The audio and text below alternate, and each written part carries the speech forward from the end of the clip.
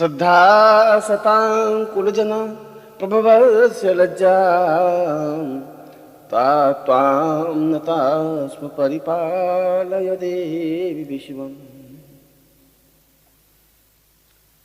भगवती महालक्ष्मी आराध्य देव विष्णु की आधारभूता शक्ति 10 महाविद्याओं में एक प्रमुख कमला के नाम से महाविद्या और त्रिगुणात्मक स्वरूप में भगवती महालक्ष्मी के रूप में संपूर्ण विश्व में वंदनीय है, क्योंकि पूरे विश्व का आधार भगवती लक्ष्मी है, जो क्षीर सागर से उत्पन्न समस्त संसार का पालन पोषण करने वाली, जीवन में सुख सौभाग्य आनंद और पूर्णता प्रदान करने वाली एक ऐसी महादेवी है जिसकी आराधना संसार का प्रत्येक व्यक्ति करने के लिए उत्सुक है। और यह एक महत्वपूर्ण तथ्य है कि संसार के प्रत्येक देश में भगवती लक्ष्मी की साधना आराधना उपासना होती है, वह चाहे अलग नाम से हो, वह चाहे अलग रूप में हो, वह चाहे अलग क्रिया पद्धति में हो, परंतु लक्ष्मी की मान्यता तो संपूर्ण विश्व में है ही, क्योंकि बिना लक्ष्मी के तो जीवन का आधारभूत सत्य ही समाप्त हो जाएगा। जीवन के दोनों पक्ष हैं, आध्यात्मिक और भौतिक। आध्यात्मिक जीवन का आधार भी लक्ष्मी ही है, क्योंकि अध्यात्म रहेगा मनुष्य में और मनुष्य जीवित रहेगा अन्न से, जल से, आवास से, और इसके मूल में तो लक्ष्मी है ही। ठीक इसी प्रकार से संपूर्ण भौतिक संपदा की अधिष्ठात्री देवी भगवती महालक्ष्मी की है।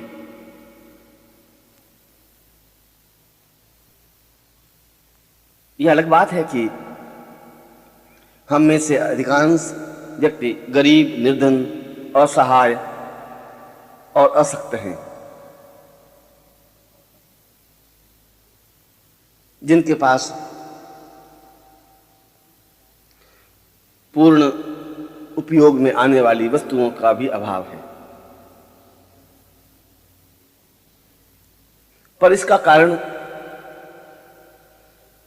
मनुष्य का इसके बारे में अज्ञानता ही स्पष्ट करता है। यह बात तो निर्विवाद सत्य है कि मात्र परिश्रम से जीवन में पूर्णता और संपूर्णता नहीं आ सकती। एक मजदूर दिन भर परिश्रम करता है और शाम को 30, 35, 40 रुपए लेकर घर जाता है और जीवन में उसके अभाव ही अभाव बना रहता है।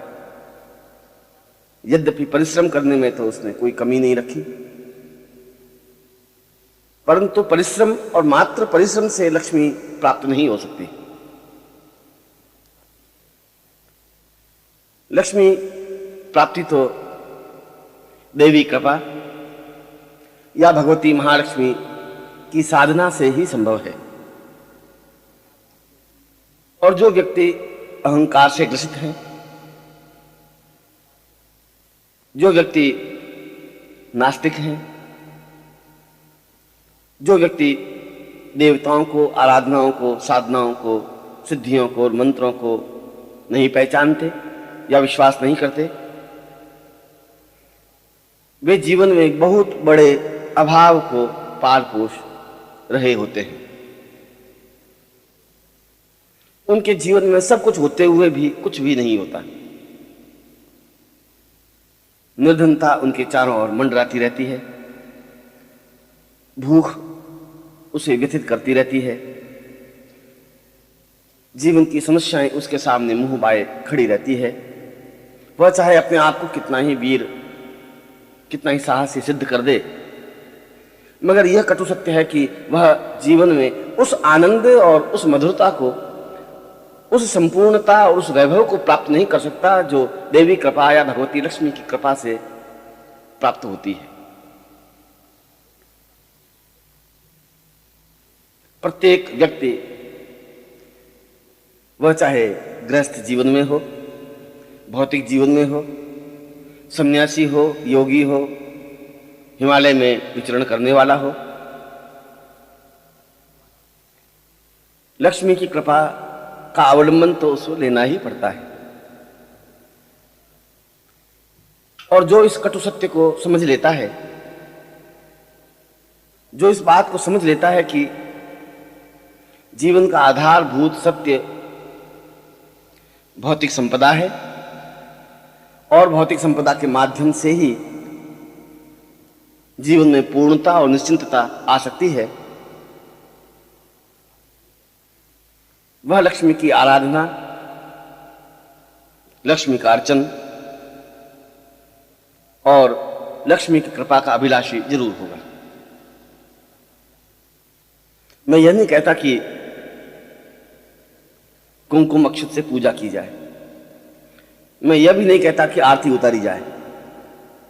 यह तो पूजा का एक प्रकार है, साधना तो इससे ऊंचाई पर खड़ी है, जहां मंत्र जप के माध्यम से हम देवताओं को भी इस बात के लिए विवश कर देते हैं कि वे अपनी संपूर्णता के साथ व्यक्ति के साथ हो, उसकी सहायता करें, उसके जीवन में जो अभाव है, जो परेशानियां हैं, जो बाधाएं हैं, जो अड़चने हैं, उन्हें दूर करें और उसका जीवन ज्यादा सुखमय, ज्यादा मधुर, ज्यादा आनंददायक बनाए।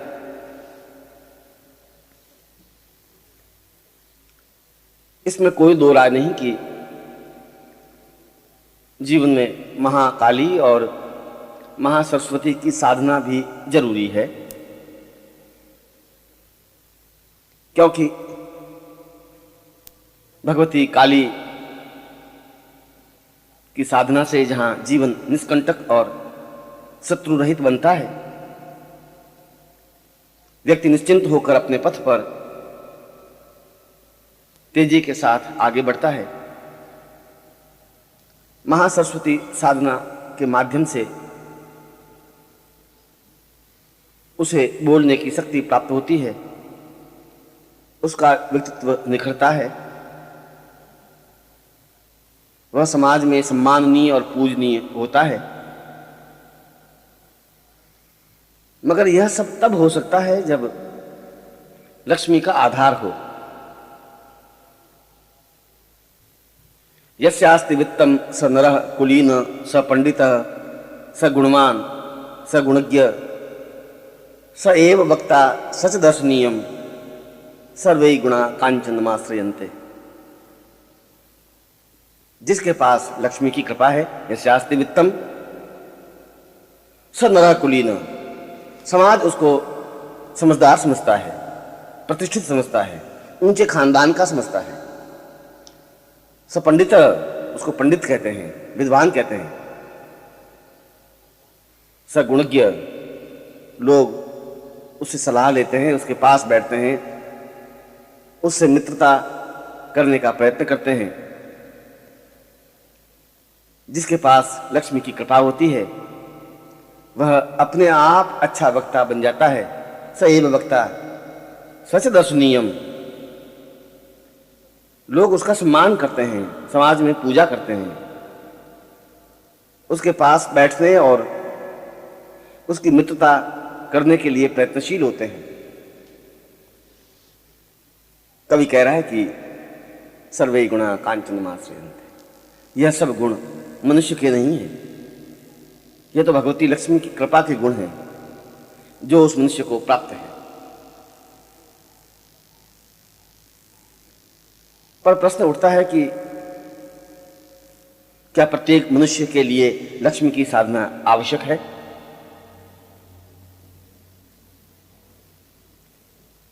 यदि हमारे जीवन में अन्न की नितांत आवश्यकता है, जल की जरूरत है, प्राणवायु लेने की नितांत अनिवार्यता है, तो लक्ष्मी की साधना भी अत्यंत आवश्यक है। जो इस सत्य को नहीं समझ सकते वह जीवन में कुछ भी नहीं समझ सकते। जो व्यक्ति जितना जल्दी इस तथ्य को समझ लेता है, वह इस बात को समझ लेता है कि जीवन में पूर्णता के लिए लक्ष्मी की आराधना, लक्ष्मी का सहयोग आवश्यक है, वह जीवन में सही अर्थों में पूर्णता की ओर वेग के साथ अग्रसर हो सकता है।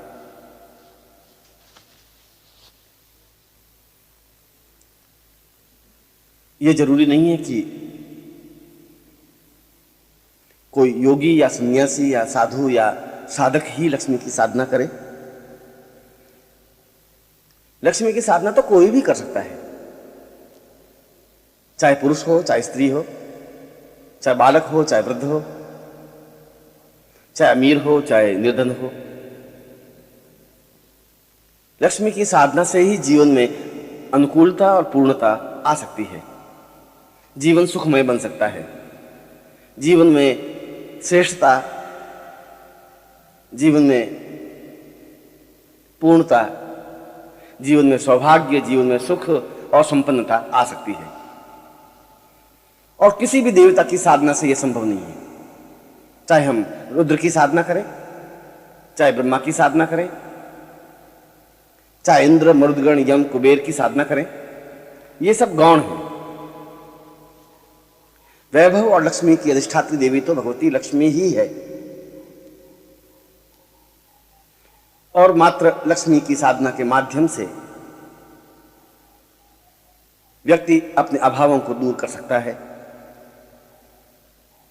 पूर्वजों की गरीबी और निर्धनता को हजारों मील दूर धकेल सकता है, सर्वथा रोग रहित होकर जीवन को आनंददायक बना सकता है, संपन्नता और वैभव का प्रदर्शन कर सकता है, और लक्ष्मी की कृपा होने पर मंदिर बना सकता है, धर्मशालाएं बना सकता है, तालाबों का निर्माण करा सकता है, और समाज सेवा के माध्यम से हजारों हजारों लाखों लोगों का कल्याण कर सकता है। इस दृष्टि से तो भगवती लक्ष्मी की साधना से जहां व्यक्ति स्वयं अपने जीवन को श्रेष्ठ कर सकता है, पूर्णता प्रदान कर सकता है, वहीं समाज के बहुत बड़े वर्ग को भी सुख और सौभाग्य, आनंद और मधुरता प्रदान कर सकता है। एकमात्र भगवती महालक्ष्मी की साधना ही एक ऐसी साधना है जो अत्यंत सरल है, जिसमें मंत्रों का आडंबर नहीं है, जिसमें ज्यादा कर्मकांड नहीं है, क्रियाकलाप नहीं है, जिसमें ज्यादा उपकरणों की आवश्यकता नहीं है। अत्यंत सरल और सामान्य साधना है, सहज साधना है। कहीं भी बैठकर इस प्रकार की साधना को संपन्न किया जा सकता है। आवश्यकता है दृढ़ निश्चय की, आवश्यकता है इस सत्य को समझने की, आवश्यकता है इस साधना में प्रवृत्त होने की, और आवश्यकता है दृढ़ता के साथ इस साधना को पूर्णता प्रदान करने की। और यह कार्य गुरु ही कर सकता है, क्योंकि लक्ष्मी के तो हजारों रूप हैं, हजारों प्रकार की लक्ष्मी की साधनाएं हैं। वैष्णव मत से अलग साधना है, रुद्र मत से अलग प्रकार है, ब्राह्मी पद्धति से लक्ष्मी की साधना अलग ढंग से की जाती है। वेदोक्त लक्ष्मी पूजन और लक्ष्मी आराधना बिल्कुल नए ढंग से बताई गई है। शाक्त संप्रदाय में लक्ष्मी की साधना का एक अलग ही रूप स्पष्ट किया गया है, और फिर अवघड़ संप्रदाय में, नाथ संप्रदाय में, शमशान संप्रदाय में और तंत्र संप्रदाय में लक्ष्मी के कई प्रकार, लक्ष्मी के कई स्वरूप और लक्ष्मी से संबंधित कई साधनाएं स्पष्ट की हैं। इसलिए यह समझ में नहीं आता कि किस प्रकार की साधना की जाए, कौन सी साधना की जाए। यद्यपि सभी साधनाएं भगवती लक्ष्मी से ही संबंधित हैं, ये सभी साधनाएं लक्ष्मी प्रदान करने वाली साधनाएं हैं। इन सभी साधनाओं से लक्ष्मी का वरदहस्त और लक्ष्मी का वरदान प्राप्त होता है, पर प्रत्येक व्यक्ति के लिए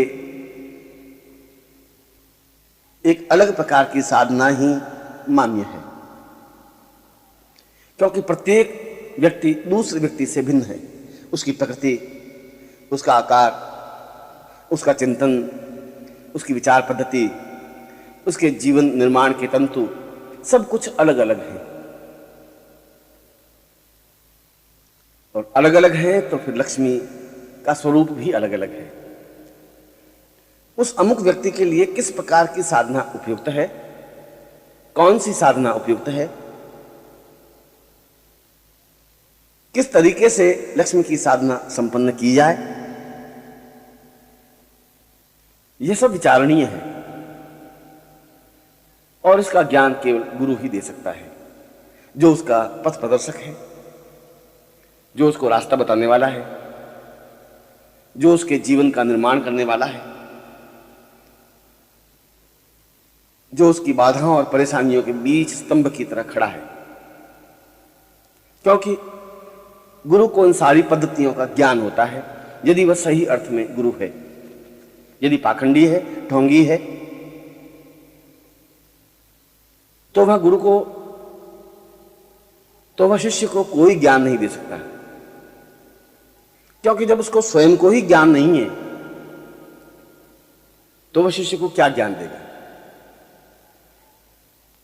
जो स्वयं निर्धन है वह शिष्य को संपन्न कैसे कर सकता है। जो स्वयं अज्ञानी है वह शिष्य को ज्ञान कैसे दे सकता है। जिसने स्वयं वैभव संपदा का आस्वादन नहीं किया वह शिष्य को इस रास्ते पर कैसे गतिशील कर सकता है। इसके लिए जरूरत है जीवित जागृत चैतन्य गुरु की, जीवित और जागृत गुरु की, इसलिए कि उसे इन सारे तथ्यों का, इन सारी पद्धतियों का ज्ञान होता है। उसे ज्ञान होता है कि कौन सी साधना की जाए, किस प्रकार की साधना इस शिष्य को दी जाए, और दे ही नहीं रहा, उसके साथ बैठता है, उसको समझाता है, उसकी कार्य पद्धति, उसका मंत्र जप का प्रकार, उसके उपकरण, उससे संबंधित यंत्र और अन्य जो भी आवश्यक उपकरण या आवश्यक सामग्री होती है, आवश्यक प्रकार होता है, उसका चिंतन, उसका मार्गदर्शन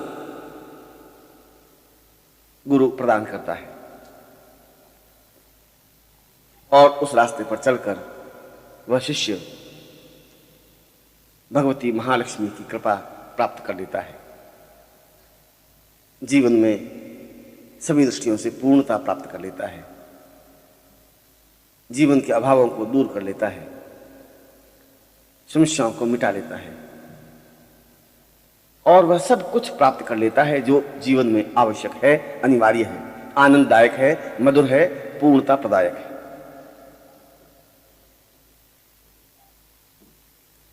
इसलिए व्यक्ति को लक्ष्मी से संबंधित साधना ढूंढने से पहले, लक्ष्मी की कृपा प्राप्त करने से पहले गुरु को ढूंढे। ऐसा गुरु जो स्वयं समर्थ हो, ऐसा गुरु जो स्वयं योग्य हो, जिसे ज्ञान हो, जिसमें चेतना हो, जो शिष्य का कल्याण करने में समर्थ हो, जो शिष्य को मार्गदर्शन दे सके, उसे रास्ता दिखा सके, उसकी उंगली पकड़कर साधना के पथ पर अग्रसर कर सके, उसे साधना का आनंद और साधना का स्वाद प्रदान कर सके। और फिर समय मिलने पर गुरु से प्रश्न करे कि भगवती लक्ष्मी से संबंधित कौन सी साधना प्राप्त की जाए, संपन्न की जाए, जिससे कि जीवन की गरीबी, जीवन का अभाव, जीवन की निर्धनता दूर हो सके, जीवन में पूर्णता आ सके,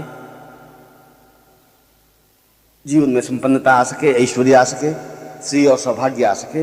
और गुरु उसे उस साधना पद्धति को प्रदान कर देता है जो उसके जीवन के लिए आवश्यक होती है।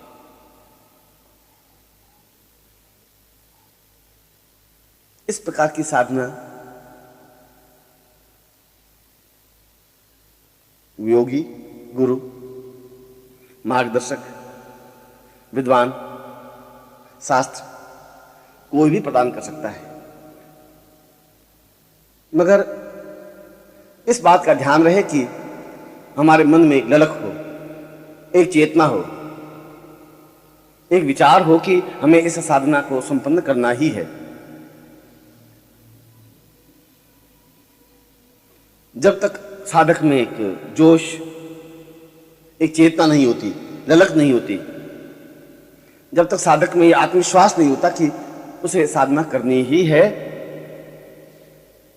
तब तक साधना प्रारंभ भी नहीं हो सकती। मंत्र पर, गुरु पर, साधना पर विश्वास होना चाहिए। मंत्रे तीर्थे द्विजे देवे दैवज्ञे भेषजे गुरौ यादृशी भावना यस्य तादृशी फलितम मया। जिसकी जैसी भावना होती है, जिसकी जैसी श्रद्धा होती है, उसको उतनी ही फल प्राप्ति होती है। यदि हम भगवती महालक्ष्मी की साधना प्रारंभ करें तो उसका आधार ही श्रद्धा होती है। श्रद्धाहीन मंत्र जब तो व्यर्थ है, श्रद्धाहीन दीपावली मनाना बेकार है। हजार हजार घी के दिए जला करके भी हम भगवती महालक्ष्मी को प्रसन्न नहीं कर सकते। उनके सामने भोग लगाकर, घंटा घड़ियाल बजाकर देवी की अनुकूलता प्राप्त नहीं कर सकते।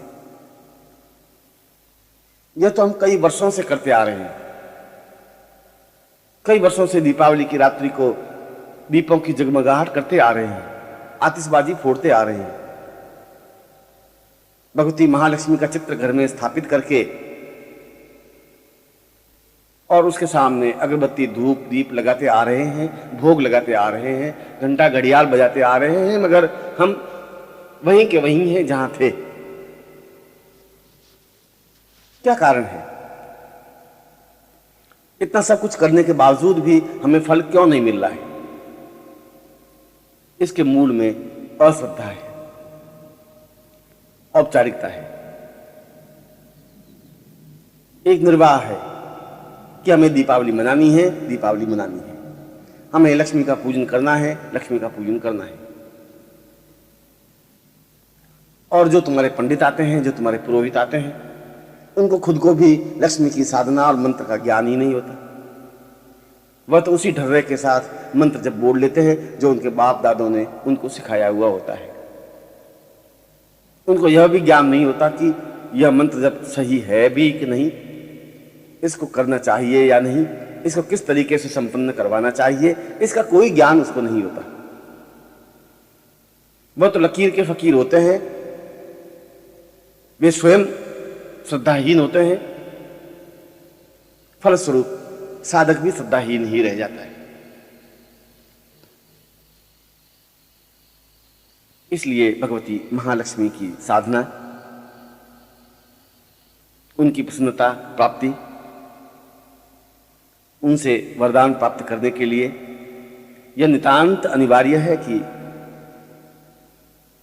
हमारे मन में श्रद्धा हो, संकल्प शक्ति हो, गुरु हो जो तुम्हें ज्ञान दे सके, जो तुम्हें चेतना दे सके, संपर्क करके, व्यक्तिगत रूप से मिल करके उन मंत्रों को प्राप्त किया जाए जो अपने आप में चैतन्य और आधुनिक जीवन में पूर्णता प्रदान करने वाले हैं। और फिर गुरु के पास पहुंचकर लक्ष्मी दीक्षा प्राप्त करें। और यह दीक्षा तो अनिवार्य है, क्योंकि इस दीक्षा से, लक्ष्मी दीक्षा से, महालक्ष्मी दीक्षा से शिष्य के पूरे शरीर में गुरु लक्ष्मी की स्थापना कर लेता है। 108 लक्ष्मियों का आवाहन करता है। धन लक्ष्मी, धान्य लक्ष्मी, धरा लक्ष्मी, हरिम्य लक्ष्मी, कीर्ति लक्ष्मी, आयु लक्ष्मी, वैभव लक्ष्मी, पुत्र पौत्र लक्ष्मी, वाहन लक्ष्मी, संपूर्णता लक्ष्मी। सैकड़ों प्रकार के लक्ष्मी के स्वरूप हैं। इन सभी स्वरूपों को उसके शरीर में स्थापित करने से ही दीक्षा का क्रम पूरा होता है और तभी साधक लक्ष्मी की साधना करने पर पूर्णता और निश्चिंतता प्राप्त करता ही है।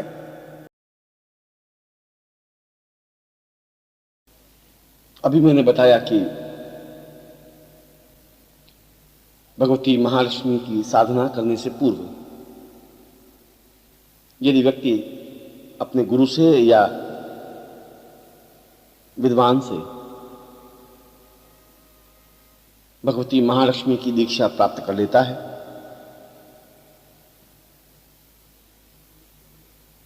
तो निश्चय ही उसके जीवन में साधना की संपूर्णता प्राप्त होती ही है। यह दीक्षा अपने आप में अत्यंत अद्वितीय और श्रेष्ठ मानी गई है और बहुत ही कम गुरुओं को, जानकारों को इस दीक्षा का ज्ञान होता है जो 108 प्रकार की लक्ष्मी को शरीर में स्थापित करे। किस किस अंग में कौन कौन सी भगवती लक्ष्मी स्थापित होती है, किन किन मंत्रों से स्थापित होती है, किस प्रकार से स्थायित्व प्रदान करती है, यह एक पेचीदा कार्य है जिसे गुरु भली प्रकार से संपन्न कर सकता है। दीक्षा प्राप्ति के बाद साधक समय समय पर लक्ष्मी से संबंधित साधनाएं संपन्न करे, जिससे कि उसके जीवन में जो अभाव है, जो निर्धनता है, जो कमी है, वह दूर हो सके।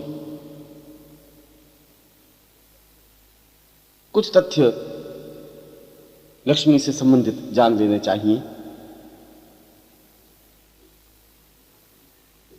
महालक्ष्मी की साधना या मंत्र जप अथवा अनुष्ठान किसी भी महीने के शुक्ल पक्ष से प्रारंभ की जा सकती है। पंचमी, दशमी, पूर्णिमा या किसी भी शुक्रवार से यह साधना संपन्न करे, शुरू करे तो ज्यादा उचित रहता है। साधना प्रारंभ करने से पूर्व यदि शतअष्टोत्तर लक्ष्मी दीक्षा प्राप्त कर ले तो सफलता निश्चित होती है। किसी भी प्रकार की भगवती महालक्ष्मी से संबंधित साधना संपन्न करने के लिए सहस्र रूपेण महालक्ष्मी महायंत्र को स्थापित करे और उसके सामने साधना या उपासना अथवा अनुष्ठान संपन्न करे तो निश्चय ही सफलता प्राप्त होती है, क्योंकि यह यंत्र अपने आप में अत्यंत महत्वपूर्ण माना गया है। इसमें 1000 लक्ष्मियों की स्थापना और उनका कीलन होता है, जिससे कि साधक के घर में स्थायित्व प्रदान करती हुई लक्ष्मी स्थापित हो।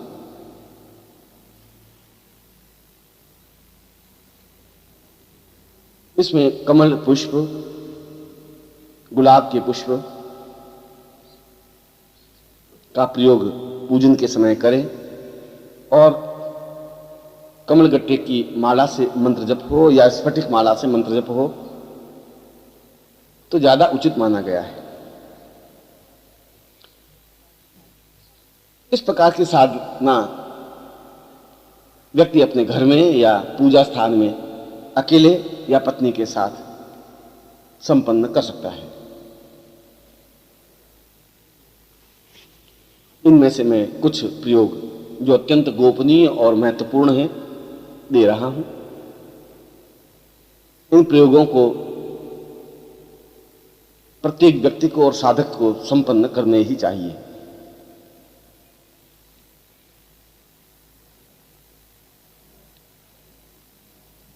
पहला प्रयोग तो भगवती महालक्ष्मी को प्रसन्न करने और उसके प्रत्यक्ष दर्शन करने से संबंधित है। एक ऐसा साधना प्रकार जिसे संपन्न करने पर भगवती लक्ष्मी साक्षात स्वरूप में उसके सामने उपस्थित होती ही है।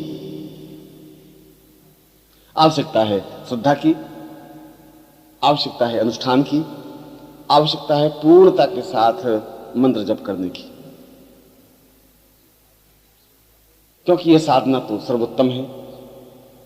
जब स्वयं भगवती लक्ष्मी सामने साक्षात जाज्वल्यमान स्वरूप में उपस्थित हो तो फिर जीवन में कमी रह भी क्या सकती है।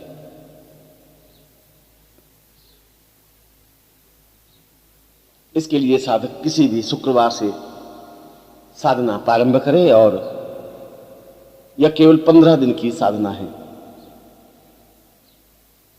साधक चाहे तो प्रातःकाल या रात्रि को इस साधना को संपन्न कर सकता है। साधक पीली धोती पहनकर पीले आसन पर उत्तर की ओर मुंह कर बैठ जाए।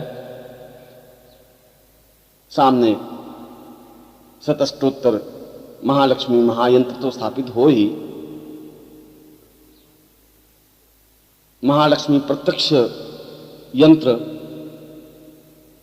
भी इस साधना के लिए आवश्यक है। इन दोनों यंत्रों को किसी पात्र में स्थापित करें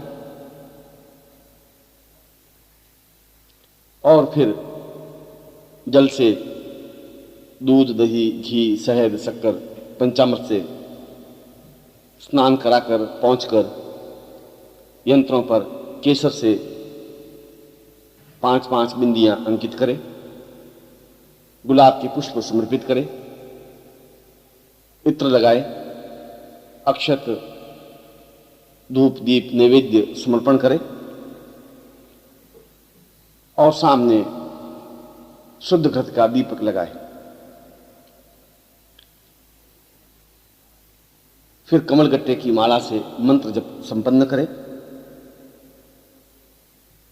इसमें 21 दिन में 5 लाख मंत्र जप करने का विधान है। यदि साधक रात्रि को साधना संपन्न करे तो ज्यादा उचित है। इस साधना को पुरुष या स्त्री कोई भी संपन्न कर सकता है। मंत्र है ओम श्रीं श्रीं श्रीं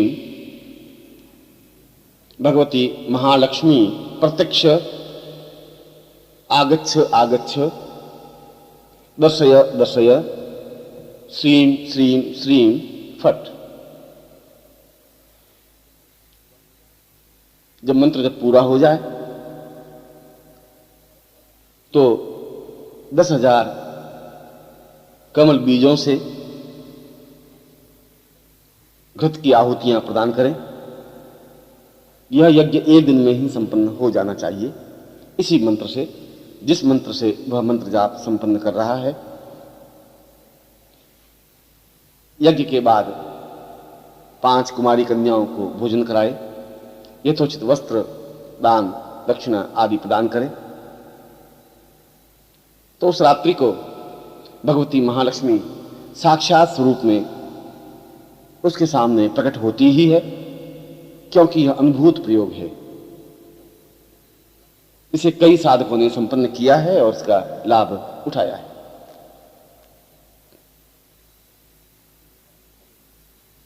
दूसरा प्रयोग तांत्रोक्त महालक्ष्मी कीलन प्रयोग है, जिससे कि लक्ष्मी घर में आए और स्थायी रूप से घर में ही रहे, चलायमान न हो। यह अपने आप में महत्वपूर्ण प्रयोग है और ऐसा करने पर जीवन के अभाव और जीवन की निर्धनता समाप्त होती ही है। इसके लिए तांत्रोक्त महालक्ष्मी यंत्र की आवश्यकता होती है, जो कि अत्यंत महत्वपूर्ण होता है। उसे अपने सामने पीला वस्त्र बिछाकर स्थापित करें। किसी भी शुक्रवार या पंचमी, दशमी या पूर्णमासी से यह साधना प्रारंभ करें। उत्तर दिशा की ओर मुंह कर उस महायंत्र की पूजा करें। सामने 5 घृत के दीपक लगाए और 100 सिद्धि फलों से भगवती महालक्ष्मी का अर्चन करें। उनके सामने सिद्धि फलों को समर्पित करें।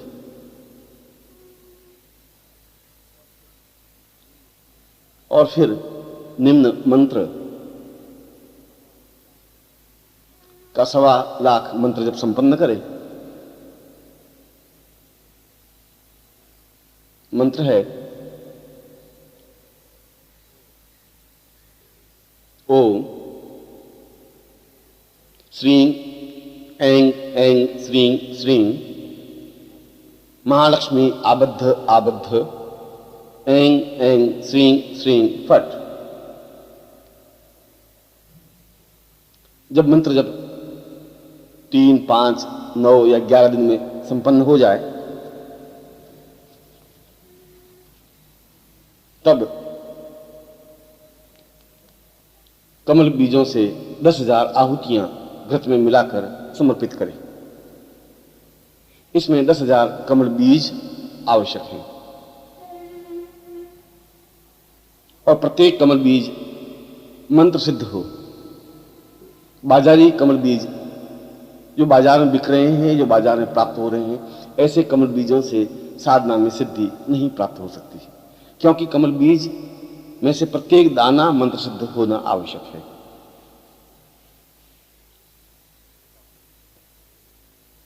और फिर किसी ब्राह्मण को, पंडित को, कन्या को भोजन कराकर यथोचित मान सम्मान प्रदान करें।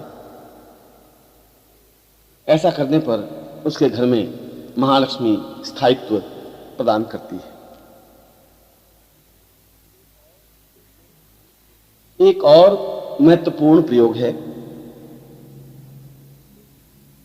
जिसे आकस्मिक धन प्राप्ति प्रयोग कहा गया है। लॉटरी के माध्यम से, घुड़दौड़ के माध्यम से या कोई ऐसे प्रकार से जो न्यायोचित हो, समाजोचित हो और आकस्मिक रूप से लक्ष्मी प्राप्ति हो, जिससे कि जन्म जन्म की दरिद्रता समाप्त हो सके,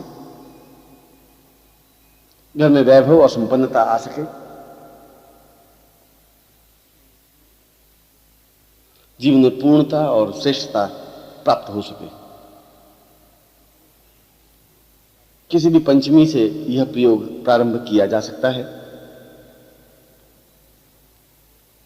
इसके लिए 1000 सिद्धिफल, 1000 कमल बीज, 1000 लघु नारियल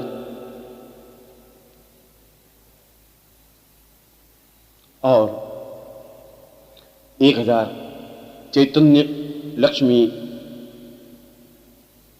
प्रण प्राप्त कर ले, अपने पहले से ही मंगा कर रख ले, संग्रह कर ले।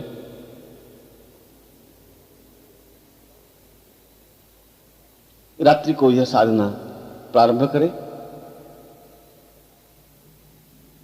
कुल 5 लाख मंत्र जप करने का विधान है। सामने आकस्मिक महालक्ष्मी महायंत्र को स्थापित करें और जिन वस्तुओं की मैंने गणना की है उसे उनके सामने रख दे।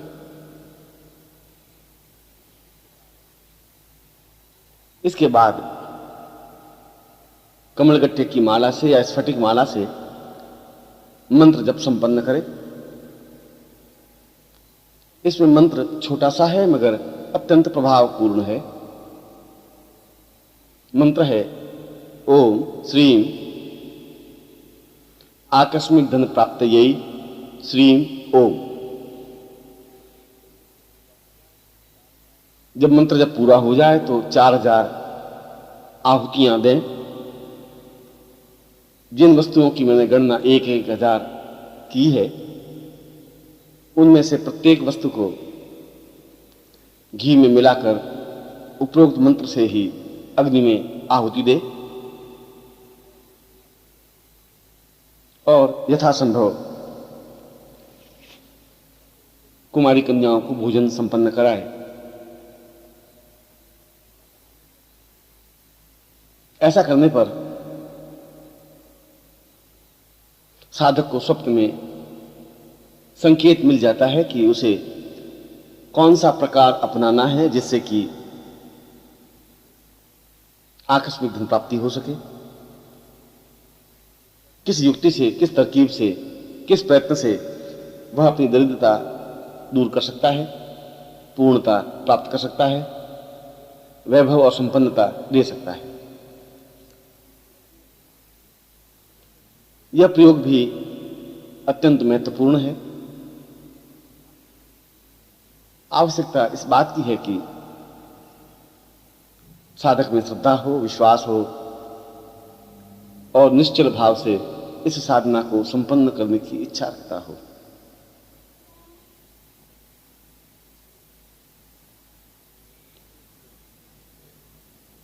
एक प्रयोग दीपावली की रात्रि से संबंधित है।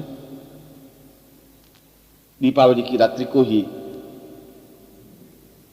मात्र श्रीम मंत्र से 10,000 कमलगट्टों से आहुतियां प्रदान करें तो निश्चय ही घर में लक्ष्मी का आगमन होता है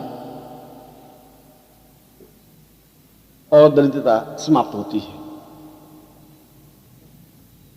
यह अपने आप में एक दुर्लभ और महत्वपूर्ण प्रयोग है जिसे केवल एक रात्रि में ही संपन्न किया जाता है। पूरे 10,000 कमल बीजों से मात्र श्रीम मंत्र से, एक अक्षर के इस मंत्र से आहुति दे, 10,000 आहुतियां दे दीपावली की रात्रि को, तो साधक के जीवन में अभाव रह ही नहीं सकता।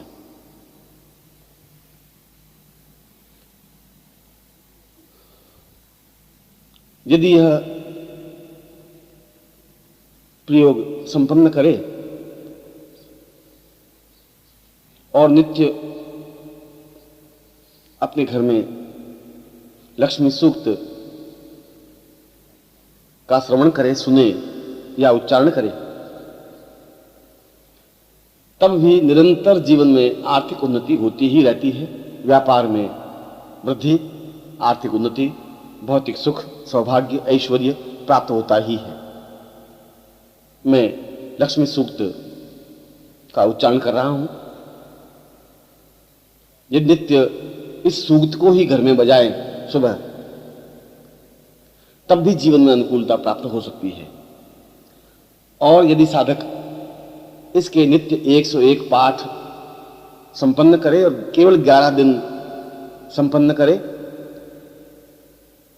तब भी श्रेष्ठतम लक्ष्मी साधना संपन्न होती है।